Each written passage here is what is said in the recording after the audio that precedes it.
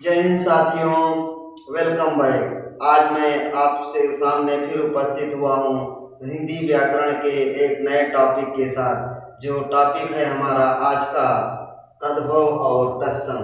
तद्भव और तत्सम। तो पहले हम इनकी परिभाषा जानेंगे, इनका अर्थ जानेंगे।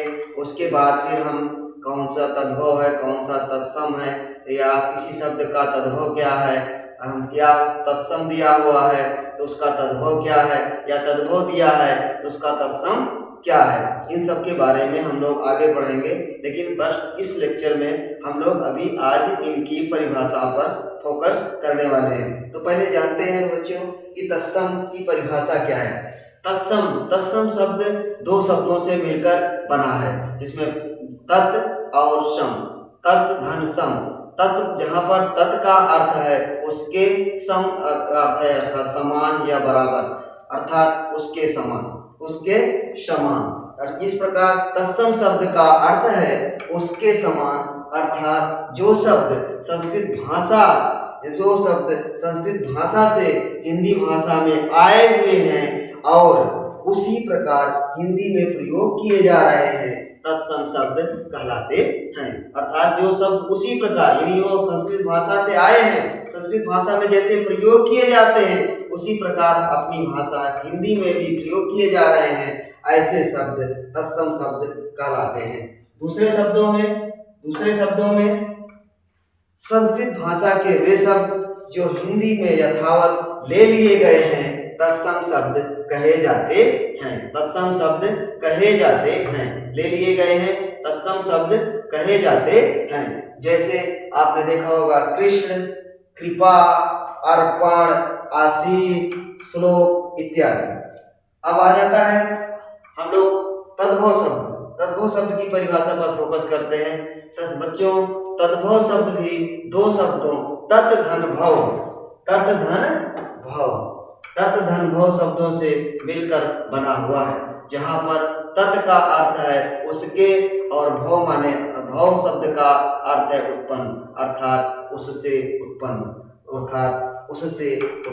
इस प्रकार तद्भव शब्द का अर्थ है कि उससे उत्पन्न, अर्थात वे शब्द जो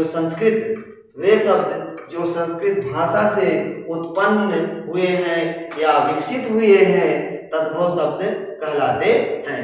उत्पन्न हुए हैं, संस्कृत भाषा से उत्पन्न हुए हैं या विकसित हुए हैं, तद्भव शब्द कहलाते हैं। दूसरे शब्दों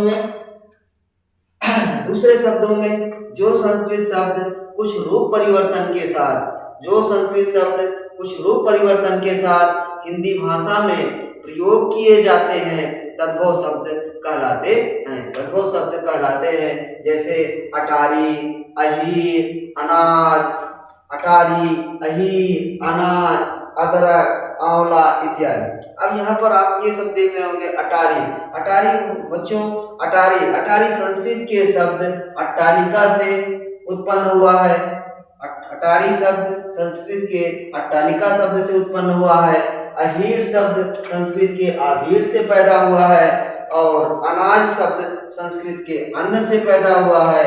अदरक शब्द संस्कृत के शब्द आर्द्रक से उत्पन्न हुआ है, तथा आंवला संस्कृत के शब्द आम्लकः से उत्पन्न हुए हैं।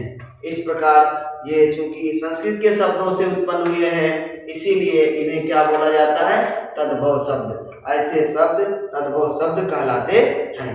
तो बच्चों अब हम लोग अगले लेक्चर में ये पढ़ेंगे कि कोई भी हमारा तद्भव शब्द है तो उसका तत्सम शब्द क्या है। इसी प्रकार आपके एग्जाम में पूछे भी जाते हैं, तो हम लोग आगे इन्हीं विषयों पर आगे चर्चा करते रहेंगे।